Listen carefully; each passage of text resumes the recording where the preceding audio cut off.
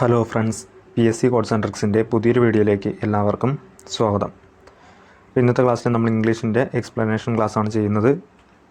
ഓരോ ക്വസ്റ്റ്യൻ വായിക്കുന്നതോടൊപ്പം നിങ്ങൾക്ക് ആൻസർ കിട്ടുന്നുണ്ടോ എന്ന് സ്വയമേ ഒന്ന് വിലയിരുത്തുക. ഓക്കെ, അപ്പോൾ ഇതുപോലെ ഒരുപാട് ഇംഗ്ലീഷിൻ്റെ മോക്ക് ടെസ്റ്റ് ക്ലാസ്സുകളും അതുപോലെ തന്നെ മലയാളത്തിൻ്റെ മോക്ക് ടെസ്റ്റ് ക്ലാസ്സുകളും നമ്മൾ ഒരുപാട് ഈ ചാനലിൽ അപ്ലോഡ് ചെയ്തിട്ടുണ്ട്. അപ്പോൾ ഈ ചാനലിൻ്റെ പ്ലേലിസ്റ്റിൽ പോയി കഴിഞ്ഞാൽ ഇംഗ്ലീഷിന് വേണ്ടിയിട്ട് PSC ഇംഗ്ലീഷും മലയാളത്തിന് വേണ്ടിയിട്ട് PSC മലയാളവും 2 പ്ലേലിസ്റ്റ് ക്രിയേറ്റ് ചെയ്തിട്ടുണ്ട്. അപ്പോൾ അതിലൊക്കെ കയറി കണ്ടു നോക്കുക, ആ വീഡിയോസൊക്കെ കണ്ടു നോക്കുക. തീർച്ചയായിട്ടും വരുന്ന എക്സാമിന് നിങ്ങൾക്ക് പ്രയോജനം ചെയ്യും. ഓക്കെ, അപ്പോൾ എന്തായാലും നമുക്ക് ഇന്നത്തെ ക്ലാസ്സിലേക്ക് കിടക്കാം. ആദ്യത്തെ ചോദ്യം, the synonym of enormous. Enormous എന്ന വാക്കിൻ്റെ സിനോണിമാണ് ചോദിച്ചിരിക്കുന്നത്. ഏതാണ് ആൻസർ? Synonym of enormous. ഇനോർമസിൻ്റെ സെയിം മീനിങ് വരുന്നത് ഏതാണ്? ഹ്യൂജ് ആണല്ലേ. ഓപ്ഷൻ സി ആണ് ആൻസർ. ഹ്യൂജ് ആണ്. അതായത് ഇനോർമസിൻ്റെ അർത്ഥം ഉഗ്രമായ, ഭീമമായ, വളരെ വലിയ എന്നൊക്കെ ഒരു മീനിങ് ആണ് കേട്ടോ. അപ്പോൾ ഇനോർമസ് എന്നതിൻ്റെ സിനോണിമാണ് ചോദിച്ചിരിക്കുന്നത്. ഹ്യൂജ് ആണ് ആൻസർ. ഇനോർമസിൻ്റെ അർത്ഥം ഉഗ്രമായ, ഭീമമായ, വളരെ വലിയ എന്നൊക്കെ ഒരു മീനിങ് ആണ്.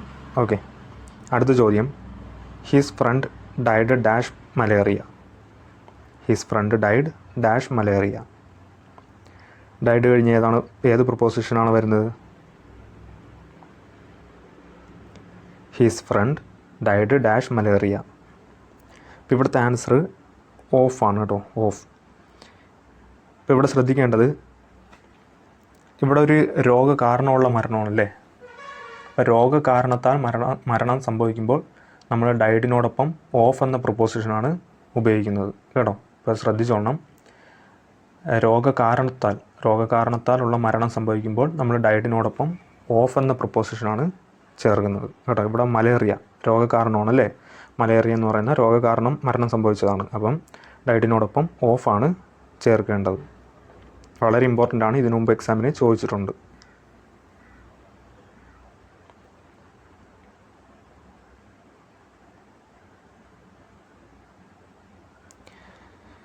അടുത്ത ചോദ്യം, to eat like a horse means. To eat like a horse എന്നതിൻ്റെ അർത്ഥം എന്താണ്? To eat like a horse.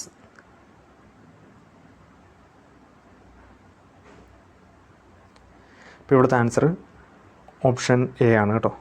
Eat too much. Eat too much. അപ്പോൾ നമ്മളത് ലോജിക്കായിട്ട് ചിന്തിച്ചാൽ മതി. To eat like a horse അല്ലേ. ഹോഴ്സൊക്കെ കഴിക്കുന്നത് എങ്ങനെയാണ്? എപ്പോഴും കഴിച്ചുകൊണ്ടിരിക്കും അല്ലേ. അപ്പോൾ അങ്ങനെ ഓർത്താൽ മതി. Eat too much. To eat like a horse. Eat too much. ബാക്കി ഓപ്ഷൻസ് കാണുമ്പോൾ തന്നെ നമുക്ക് എലിമിനേറ്റ് ചെയ്യാൻ പറ്റും ഓപ്ഷൻസ്. അപ്പോൾ ഈറ്റ് ലൈക്ക് എ ഹോഴ്സ് എന്ന് പറയുന്നത് ഈറ്റ് ടു മച്ച്.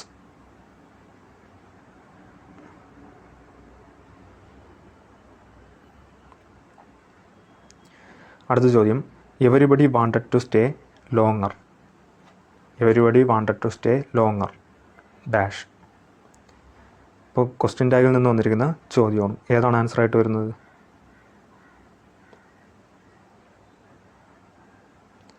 ഇപ്പോൾ ക്വസ്റ്റ്യൻ ടാഗിൽ എന്ന ടോപ്പിക്കിൽ നിന്ന് ക്വസ്റ്റ്യൻ വരുമ്പോൾ ആദ്യം നമ്മൾ നോക്കേണ്ടത് തന്നിരിക്കുന്ന സെൻറ്റൻസ് പോസിറ്റീവ് ആണോ നെഗറ്റീവ് ആണോ എന്നാണ്. സെൻറ്റൻസ് പോസിറ്റീവ് ആണെങ്കിൽ ക്വസ്റ്റ്യൻ ടാഗ് നെഗറ്റീവ് വരണം. സെൻറ്റൻസ് നെഗറ്റീവ് ആണെങ്കിൽ ക്വസ്റ്റ്യൻ ടാഗ് പോസിറ്റീവ് വരണം. ഇപ്പോൾ ഇവിടെ നോക്കിയേ, everybody wanted to stay longer അല്ലേ. സെൻറ്റൻസ് പോസിറ്റീവാണ്, നെഗറ്റീവ് വേർഡ്സ് ഒന്നും തന്നെ ഇല്ല. അപ്പോൾ സെൻറ്റൻസ് പോസിറ്റീവാണ്. അപ്പോൾ സെൻറ്റൻസ് പോസിറ്റീവ് ആണെങ്കിൽ ക്വസ്റ്റ്യൻ ടാഗിൽ നെഗറ്റീവ് വരണം അല്ലേ. ക്വസ്റ്റ്യൻ ടാഗിൽ നോട്ട് ചേർത്ത് വരണം.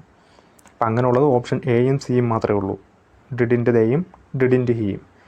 ഓപ്ഷൻ ബിയും ഡിയും നമുക്കപ്പോൾ ക്യാൻസൽ ചെയ്യാം. കാരണം അത് നെഗറ്റീവ് അല്ല. ഇവിടെ സെൻറ്റൻസ് പോസിറ്റീവ് ആയതുകൊണ്ട് ക്വസ്റ്റ്യൻ ടാഗ് നെഗറ്റീവ് വരണം. നെഗറ്റീവ് ക്വസ്റ്റ്യൻ ടാഗ് ഉള്ളത് ഓപ്ഷൻ എയും സിയും. ഇനി നോക്കുക, ഡിഡിൻ്റെ ദേ വരുമോ ഡിഡിൻ്റെ ഹി വരുമോ? ഇവിടെ നമുക്കറിയാം എവരിബഡി ആണല്ലേ വന്നിരിക്കുന്നത്.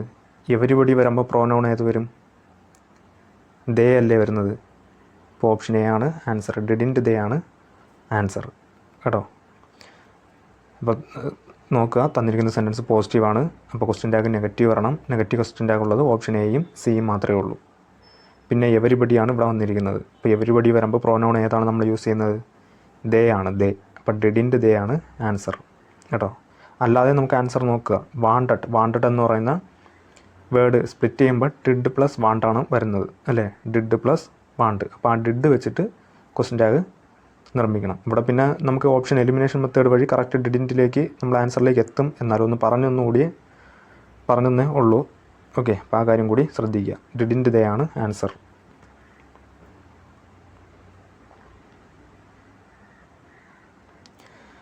അടുത്ത ചോദ്യം, a specialist in skin and its diseases. A specialist in skin and its diseases, അതായത് ത്വക്ക് രോഗ വിദഗ്ധനെ അറിയപ്പെടുന്നത് എന്ത് പേരിലാണ്?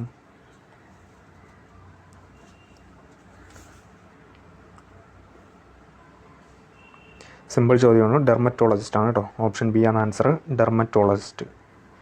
ഇപ്പോൾ ത്വക്ക് രോഗ വിദഗ്ധനെ ഡെർമറ്റോളജിസ്റ്റ് എന്നാണ് അറിയപ്പെടുന്നത് അല്ലേ. സ്കിന്ന്, ത്വക്കും അതിൻ്റെ രോഗങ്ങളുമായിട്ട് ബന്ധപ്പെട്ട സ്പെഷ്യലിസ്റ്റ്, ത്വക്ക് രോഗ വിദഗ്ധനെയാണ് ഡെർമറ്റോളജിസ്റ്റ് എന്ന് പറയുന്നത്. ഇനി കാർഡിയോളജിസ്റ്റ് എന്ന് പറയുന്നത് ഹൃദ്രോഗ വിദഗ്ധനാണ് അല്ലേ. ഹൃദ്രോഗ വിദഗ്ധനെയാണ് കാർഡിയോളജിസ്റ്റ് എന്ന് പറയുന്നത്. ഇപ്പോൾ നെഫ്രോളജിസ്റ്റ് എന്താണ്? അത് വൃക്കയുമായി ബന്ധപ്പെട്ടാണ് അല്ലേ. വൃക്കയും അതിൻ്റെ രോഗങ്ങളുമായി ബന്ധപ്പെട്ട് സ്പെഷ്യലിസ്റ്റിനെയാണ് നെഫ്രോളജിസ്റ്റ് എന്ന് പറയുന്നത്. ഇനി ഗൈനക്കോളജിസ്റ്റ് എന്താണെന്നുള്ളത് നിങ്ങൾ വീഡിയോയുടെ താഴെ കമൻറ്റ് ചെയ്യുക. ഓക്കെ,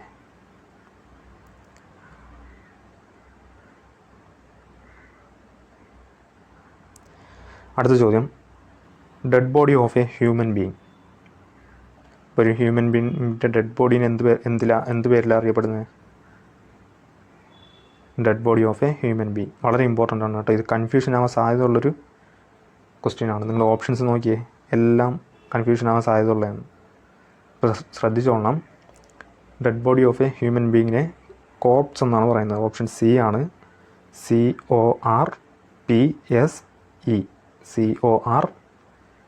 CORPSE കേട്ടോ. Dead body of a human being, അതായത് മൃതശരീരത്തിനെയാണ് കോർപ്സ് എന്ന് പറയുന്നത്. Dead body of a human being.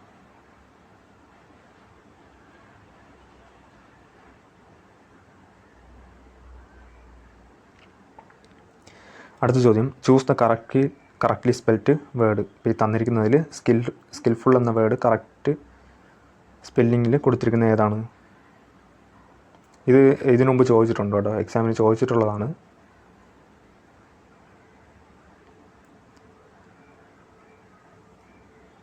ഇപ്പോൾ ഇവിടെ കറക്റ്റായിട്ടുള്ളത് ഓപ്ഷൻ ഡി ആണ്, സ്കിൽഫുൾ കേട്ടോ. സ്കില്ല് ഫുള്ള്, രണ്ടിനും ഒരു എല്ല് മാത്രമേ ഉള്ളൂ. സ്കിൽ ഫുൾ ഒരു എല്ല് മാത്രമേ ഉള്ളൂ. സ്കില്ലിനും ഒരെല്ല്, ഫുള്ളിനും ഒരെല്ല്, സ്കിൽഫുൾ.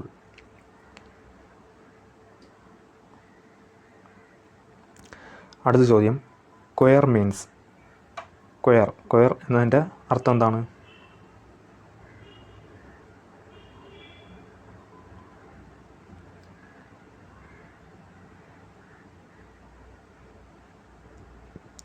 അപ്പോൾ ഇവിടുത്തെ ആൻസർ ഓപ്ഷൻ ബി ആണ് കേട്ടോ. ഓപ്ഷൻ ബി ആണ്. 24 ഷീറ്റ്സ് ഓഫ് പേപ്പറിനെയാണ് ക്വയർ എന്ന് പറയുന്നത്. 24 ഷീറ്റ്സ് ഓഫ് പേപ്പറിനെയാണ് ക്വയർ എന്ന് പറയുന്നത്. വളരെ ഇമ്പോർട്ടൻ്റ് ആണ്. വരുന്ന എക്സാമിന് തീർച്ചയായിട്ടും ചോദിക്കാൻ പറ്റിയ നല്ലൊരു ചോദ്യമാണ്. ക്വയർ എന്നതിൻ്റെ അർത്ഥം 24 sheets of paper. Choir, QUIRE, 24 sheets of paper.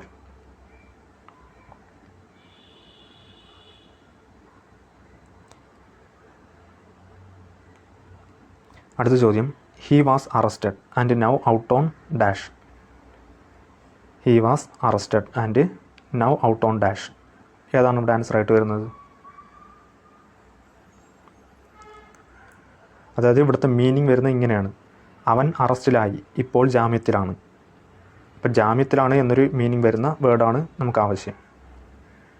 He was arrested, അവൻ അറസ്റ്റിലായി, and now out on dash, ഇപ്പോൾ ജാമ്യത്തിലാണ്. ഇപ്പോൾ ജാമ്യത്തിലാണ് എന്നൊരു മീനിങ് വരുന്നത് ഓപ്ഷൻ സി ആണ് കേട്ടോ. BAIL ആണ്, BAIL. അപ്പോൾ he was arrested and now out on bail, അവൻ അറസ്റ്റിലായി, ഇപ്പോൾ ജാമ്യത്തിലാണ്. അടുത്ത question, the feminine gender of drake. ഡ്രേക്കിൻ്റെ ഫെമിനിൻ ജെൻഡറാണ് ചോദിച്ചിരിക്കുന്നത്. ഏതാണ്?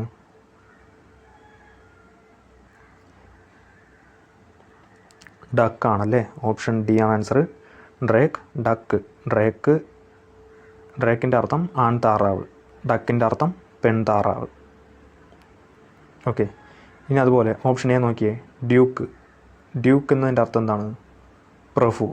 ഡ്യൂക്ക് എന്നതിൻ്റെ അർത്ഥം പ്രഭു. അതിൻ്റെ ഫെമിനിൻ ജെൻഡർ എന്താണ്? ഡച്ചസ് ആണല്ലേ. ഡച്ചസ്, പ്രഭു, പത്നി. അപ്പോൾ ഡ്യൂക്ക്, പ്രഭു, ഡച്ചസ്, പ്രഭു, പത്നി. ഇനി അടുത്ത ഓപ്ഷൻ ബി നോക്കിയേ. കോൾട്ട് എന്നതിൻ്റെ ഫെമിനിൻ ജെൻഡറാണ് ഫില്ലി. കേട്ടോ, കോൾട്ടിൻ്റെ ഫെമിനിൻ ജെൻഡറാണ് ഫില്ലി. കോൾട്ട് എന്നതിൻ്റെ അർത്ഥം ആൺകുതിരക്കുട്ടി. കോൾട്ട് എന്നതിൻ്റെ അർത്ഥം ആൺകുതിരക്കുട്ടി. അതിൻ്റെ ഫെമിനിൻ ജെൻഡറാണ് ഫില്ലി, പെൺകുതിരക്കുട്ടി. ഇനി ഓപ്ഷൻ സി. സ്റ്റാഗ് എന്നതിൻ്റെ ഫെമിനിൻ ജെൻഡറാണ് ഹിൻഡ്. സ്റ്റാഗ് എന്നതിൻ്റെ അർത്ഥം ആൺമാൻ. ആൺമാൻ. അതിൻ്റെ ഫെമിനിൻ ജെൻഡറാണ് ഹിൻഡ്, പെൺമാൻ. കേട്ടോ. അപ്പം ഡ്യൂക്ക് എന്നതിൻ്റെ അർത്ഥം ഡച്ചസ്. ഡ്യൂക്ക് എന്നതിൻ്റെ അർത്ഥം പ്രഭു. അതിൻ്റെ ഫെമിനിൻ ജെൻഡർ ഡച്ചസ്. കോൾട്ട് എന്നതിൻ്റെ അർത്ഥം ആൺകുതിരക്കുട്ടി. അതിൻ്റെ ഫെമിനിൻ ജെൻഡറാണ് ഫില്ലി. അതുപോലെ സ്റ്റാഗ് എന്നതിൻ്റെ ഫെമിനിൻ ജെൻഡറാണ് ഹിൻഡ്. സ്റ്റാഗിൻ്റെ അർത്ഥം ആൺമാൻ. ഇനി ഡ്രേക്കാണ് ഇവിടെ നമുക്ക് ആൻസറായിട്ട് ചോദിച്ചിരിക്കുന്നത്, ഡ്രേക്കിൻ്റെ ഫെമിനിൻ ജെൻഡർ. അപ്പോൾ ഡ്രേക്കിൻ്റെ ഫെമിനിൻ ജെൻഡർ ഡക്കാണ്. Drake, duck. അപ്പോൾ ഡ്രേക്കിൻ്റെ അർത്ഥം ആൺതാറാവ്. ഓക്കെ. അപ്പോൾ ഇന്നത്തെ ക്ലാസ് ഇത്രയും ക്വസ്റ്റ്യൻസേ ഉള്ളൂ. ഇതുപോലെ ഒരുപാട് ക്ലാസ്സുകൾ നമ്മൾ ഈ ചാനലിൽ അപ്ലോഡ് ചെയ്തിട്ടുള്ളതാണ്. ഇംഗ്ലീഷിൻ്റെ എക്സ്പ്ലനേഷനോട് കൂടിയാണ് ചെയ്തിട്ടുള്ളത്. അപ്പോൾ ആ വീഡിയോസ് എല്ലാം കയറി കണ്ടു വെക്കുക. വരുന്ന എക്സാമിന് നിങ്ങൾക്ക് തീർച്ചയായിട്ടും പ്രയോജനം ചെയ്യും. ഓക്കെ. ഇപ്പോൾ വീഡിയോസ് കണ്ടു വെക്കുക. പ്രയോജനപ്പെടുമെന്ന് തോന്നിയാൽ ചാനലൊക്കെ ഒന്ന് സപ്പോർട്ട് ചെയ്യാൻ കൂടി ശ്രദ്ധിക്കുക. പുതിയൊരു വീഡിയോയുമായി കാണുന്നവരെ ഗുഡ് ബൈ.